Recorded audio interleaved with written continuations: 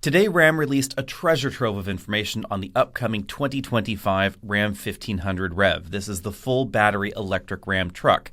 But they have also said that they are still committed to the range extending version of this, which is why this video is on both the EV channel and the regular channel. There's another reason I'm putting this on both channels. A lot of what we see on the inside of the 2025 RAM 1500, you can bet is going to make it to the gasoline-only versions as well. So this amounts to not just a new electric version of the RAM 1500, it also amounts to a refresh likely of the existing model. And that is important to understand what's going on here. Very much like the Lightning from Ford, the RAM 1500 REV is sort of a shared body on top, unique frame underneath. Now I say sort of because we don't have official confirmation that these changes are going to make their way back into the regular RAM, but again, you can bet it's probably going to happen.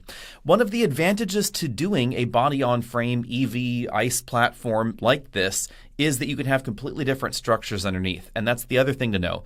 The underneath structure is 100% unique. It does not share any frame elements with the regular RAM 1500. The entire frame is different, although there are some suspension components that are likely similar in terms of design. Since the interior is where a lot of changes have happened, let's run through that first.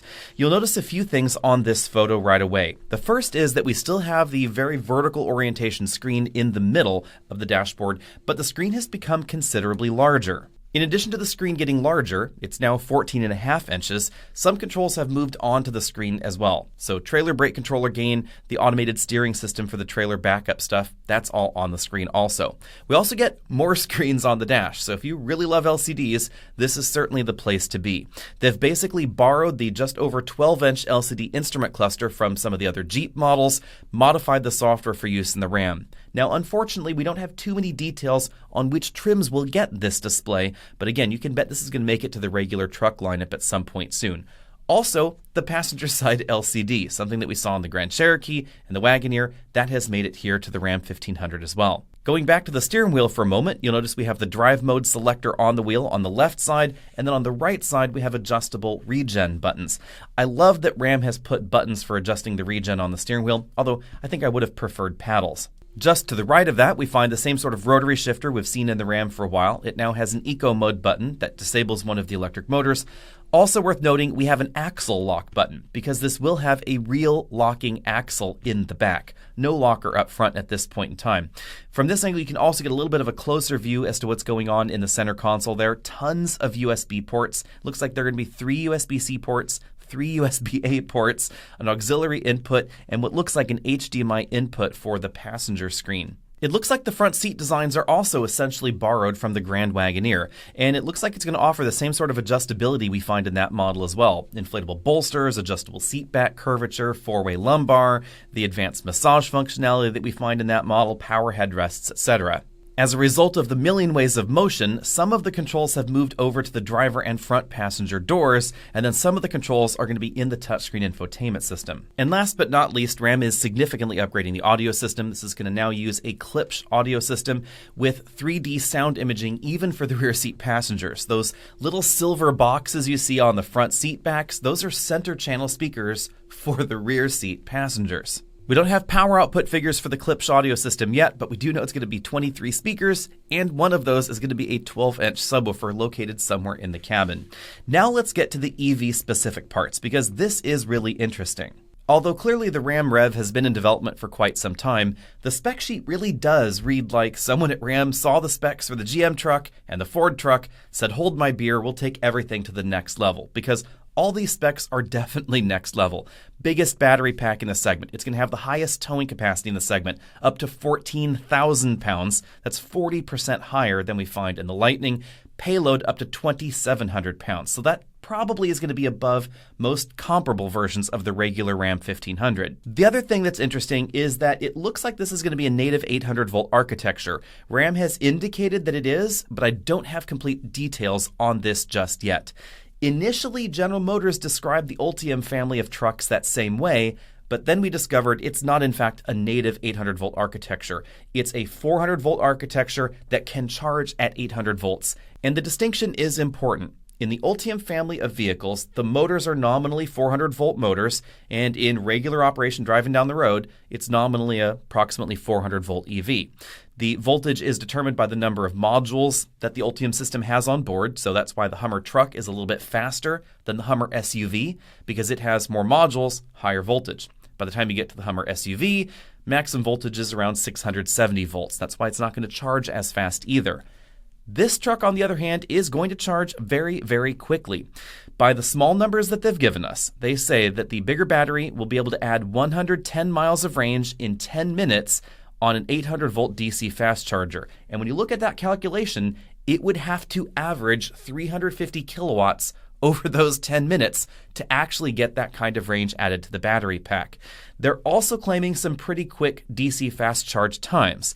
That indicates to me, at least, that this is likely an 800-volt architecture, actually probably nominally slightly above 800 volts in order to maintain that. And it appears that RAM has been pretty aggressive in the charge profile of the battery pack itself. But again, this is a 2025 model year vehicle, so a lot of details are yet to come out. We also know the name of the upcoming extended range RAM REV. It's going to be the RAM 1500 REV XR, and it will have class-shattering range. We don't know exactly what that means, but I could logically see that if it had a 20-gallon gas tank, an inline-six engine, and maybe 100 kilowatt hours of batteries, it could have maybe 800, 900 miles of range without too much difficulty.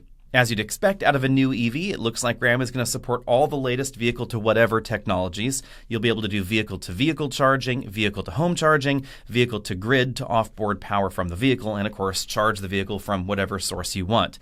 We don't know how the vehicle-to-vehicle is going to work, but it's probably going to be one of those double-ended J1772 connectors that we currently see in the Hummer SUV.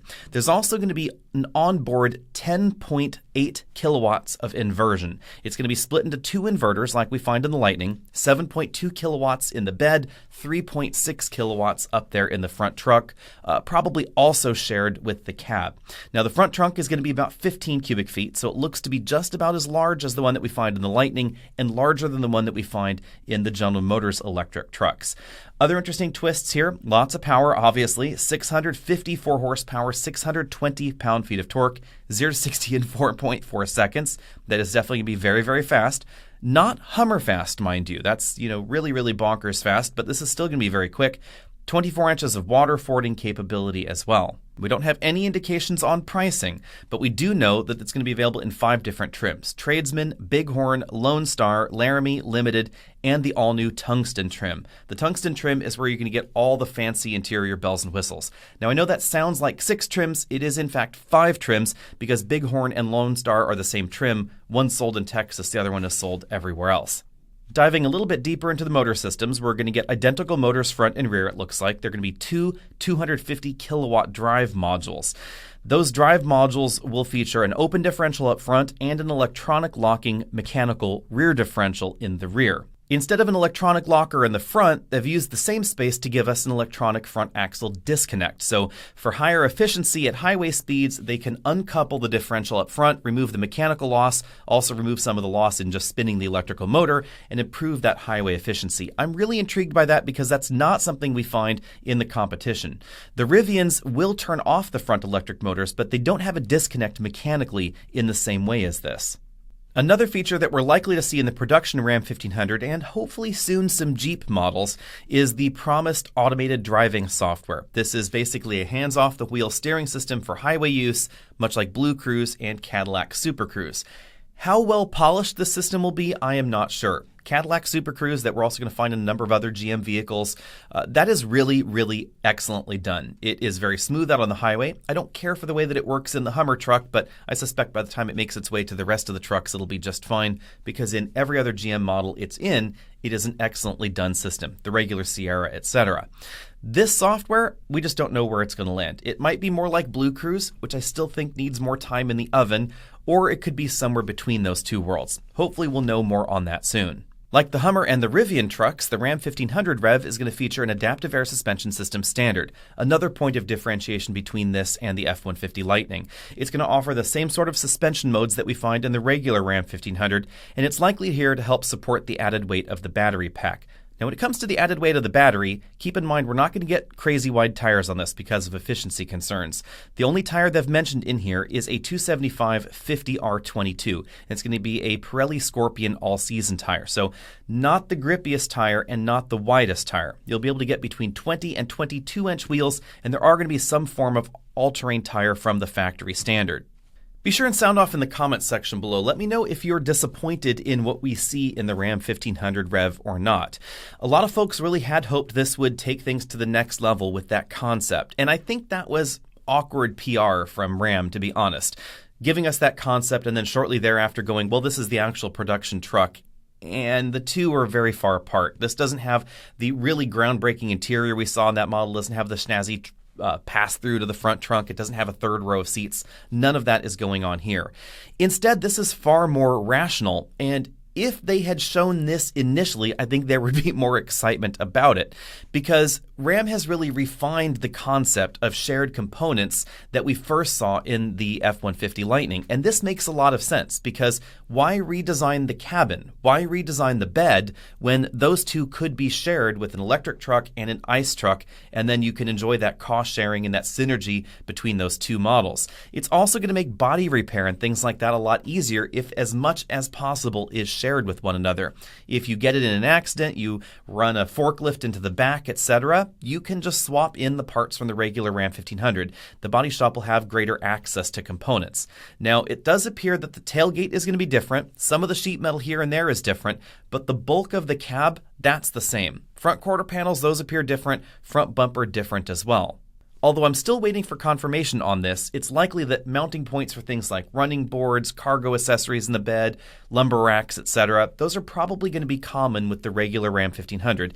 That's what we see in the F-150 Lightning. It would make a lot of sense if that happened here. And that's not what we see in the upcoming EV trucks from General Motors. Those are quite different structurally. Those are all unibody trucks. They don't have a frame. They don't seem to have common mounting parts with the rest of their truck lineup, either in the cargo bed, on the roof, or under the vehicle. Now it's time for you to sound off in the comments section and let me know what you think of the Ram 1500 REV and what do you think of the new updated interior. Have trucks reached peak luxury and peak crazy yet? I think a lot of folks thought they had, but now we have a Ram 1500 Tungsten that will give us 24-way power massaging front seats with a ginormously expensive audio system inside, dripping with leather, stitched goods, wood trim, all that kind of stuff going on inside the cabin. What is next? What more can we possibly jam inside a pickup truck? I mean, I suppose I could argue that the second row needs a little bit of love. Why aren't those powered? Why aren't those massaging? But I wouldn't put it past Ram to fix that in some upcoming edition of the Tungsten Ram 1500 REV. Maybe be Tungsten Plus. I don't know. Tungsten Carbide. Anyway, let me know what you think about all that down there in the comment section below. And are you going to be putting an order in for a Ram 1500 REV? And maybe more interestingly, are you going to cancel an order on a GM electric truck and put an order on a Ram 1500, because this appears to be full of more promise, honestly, than we see in the Ultium family of vehicles. Faster charging, especially with the smaller battery pack, something that we don't see in the General Motors truck lineup. And if these numbers hold true, basically the rumors plus what they have said publicly hold true, this is probably going to be charging much faster, regardless of the state of charge of the battery, so it means less time waiting around. And I am very personally interested in the Ram 1500 range extender, because I think for me, that would be perfect. I could operate electric only when I wanted to, 99% of the time. And then on those longer towing journeys, which I do have to do maybe 2 to 3 times a year, I would be able to do that with a relatively modest amount of gas consumed. Then, of course, there's the price tag, and I'd have no information on this, but you can bet that the top-end versions, fully loaded with the big battery, etc., they're going to be right up there with the Hummer truck. We're talking 6 figures easily. I will eat this remote control if the top-end version is under $100,000. See all of you later.